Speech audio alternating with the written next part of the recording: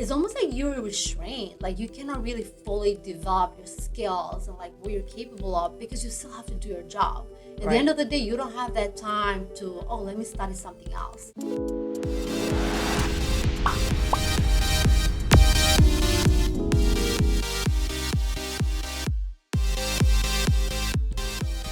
So after college, you went kind of the corporate route, and then you Yes. transitioned into entrepreneurship. So walk me through that experience. Well, all our parents, like I said, like college was like almost like if somebody graduated, oh wow, because not everybody could go to college in Albania, and especially like the same thing with the U.S. Like it's so expensive, like here, like college seems like I'm like now that I see sometimes what the tuition costs, I'm like, I wish I took the money and invested in myself and opened a business 10 years ago. I would have been probably a multimillionaire by now. Mm-hmm.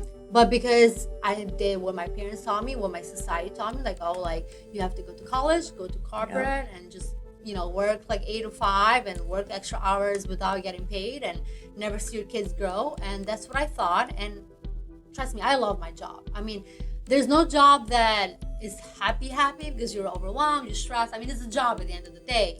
You're not even growing yourself as much as you're growing somebody else's business. But I always had that entrepreneurship mindset because my mom actually had a shop growing up.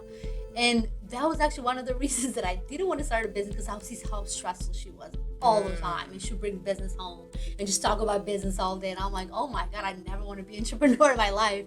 But as I was going through the corporate and I was learning so much and I was building, it's almost like you're restrained. Like you cannot really fully develop your skills and like what you're capable of because you still have to do your job. At the end of the day, you don't have that time to, oh, let me study something else. Yes, the corporate will invest in you to maybe do a certain certificate, but it still needs to be based on the job. And I remember like I love marketing, I love social media, and I had experience like building startups from scratch with social media marketing. But I couldn't like apply it as much to my job as much as I try. And honestly, they were not even paying good enough marketers. Like I feel like social media marketing or marketing in general still to nowadays, unfortunately, is seen as a side budget because people don't see like the ROI that, hey, if you invest the right way, you can have so much more money. You can grow so much faster than actually hiring full-time people to be your sales or account manager because that's where the world has evolved.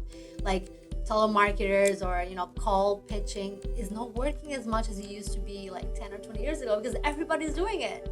So what is not everybody doing is invest in the social media marketing because they think it's like a waste of time just because they don't realize value.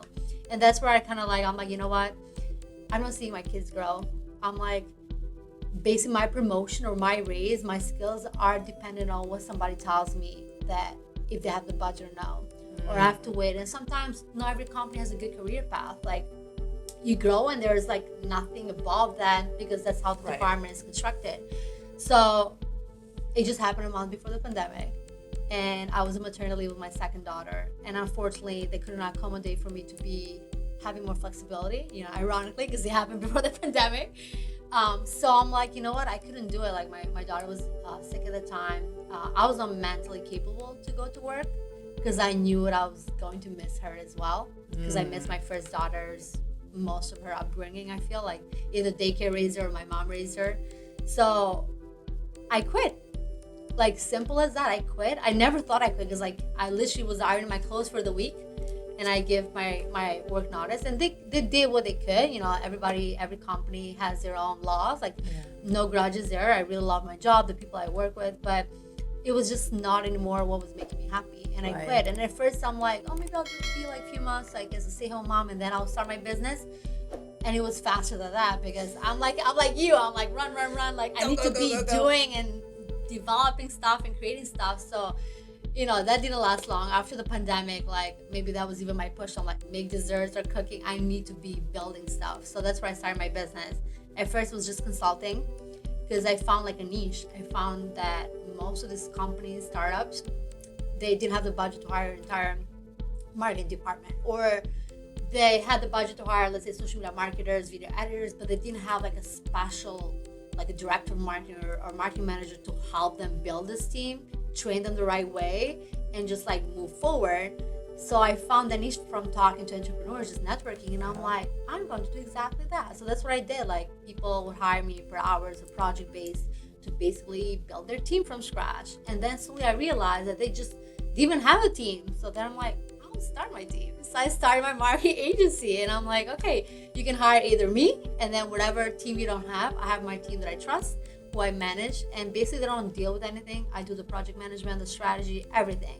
All the entrepreneur does is like whatever things I ask them to send me, they pay in the end, and then everything works out. Like, I think that's where the niche that I found, and that's everybody has to think about what is not working in their industry and go do that. That's how you become different.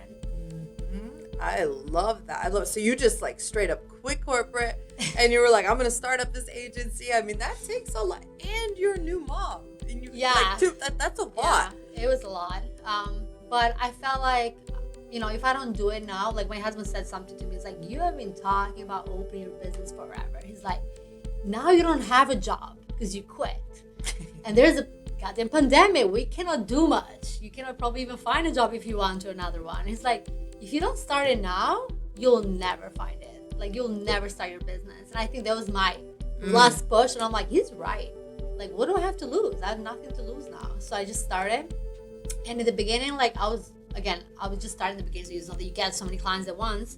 But in the beginning, it was just me. And I was just doing the project management. But as I was growing my clients, their services and needs started to grow. And that's where I started my agency.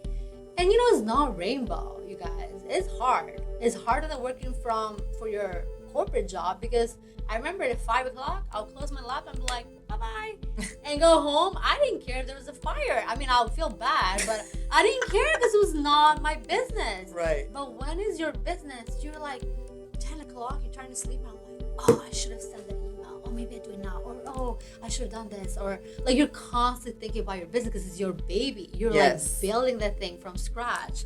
So it's stressful, and then you just learn a little bit as you go.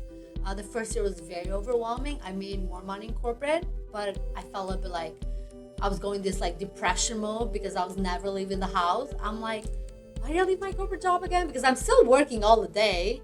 I still am not able to see my daughters and spend time with them.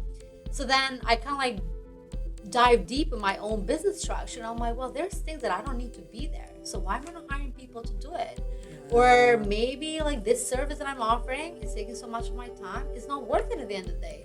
So I started cutting down a little bit. I started focusing more of what I wanted to do, which is content creation, coaching. I mentor entrepreneurs. First of all, like just like to understand social media marketing. So then they can either hire my team or hire somebody else. But now they know what needs to be done. Because most of this like startups or CEOs, they start a company, they hire a social media manager, and they expect them to know it. But I'm like, she just does a posting and maybe cute post. She doesn't understand content strategy. That's where I come in. I train you how to do it. I give you all the tools. I train you as you have to do yourself in a way. And then you know who to hire, what to do, and how to manage that process. And then most of the time, usually those entrepreneurs, once they get to the stage, like, well, okay, now I need your team. Right. Because I don't want to hire anybody or train. I don't have the time. So that's where I come in. And so far it's worked good. It always has ups and downs like the other business. But, just keep struggling, keep going, keep hustling, keep moving and changing. And things just work out.